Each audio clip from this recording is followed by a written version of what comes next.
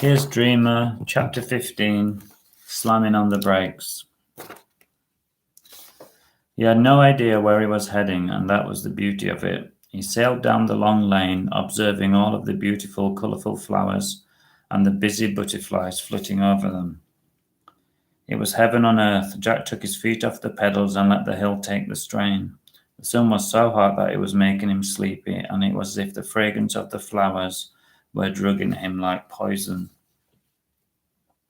A van turned the corner. Its two occupants were having a heavy discussion about who was the best team in the land.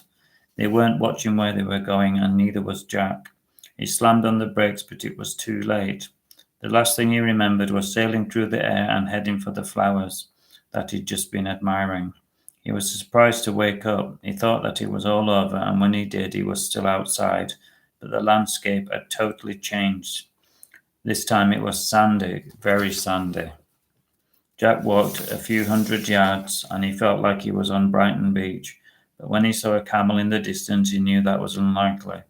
It didn't take him long to be thirsty. It was so hot that it was as if a laser beam was shining down on him, and he mopped his brow with a handkerchief and headed for the solitary camel in the distance.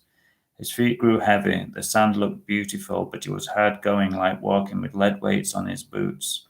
The camel shimmered in the sun, and when he saw the water bottle hanging from around its neck, he hoped that it wasn't a mirage.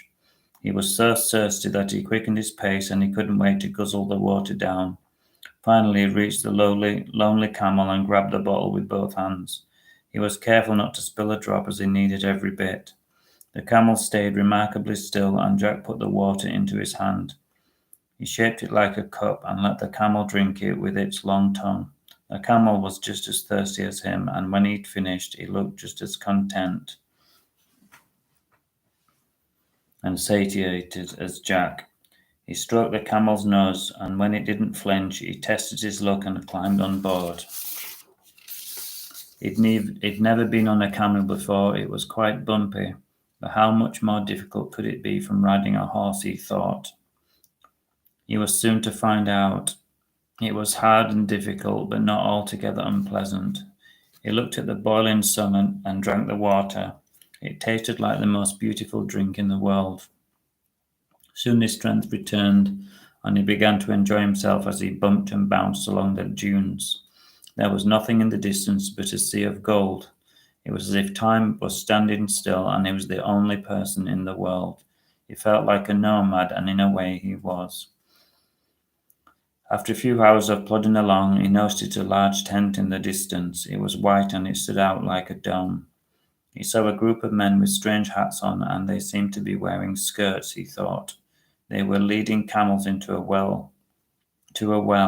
More water, thought Jack excitedly, and he gave the camel a tap, who he now had christened Betsy, to pick up the pace. More water was at stake, and they needed it. "Hello there," said Jack as he tethered the camel to the massive tent and climbed down, feeling refreshed and relieved.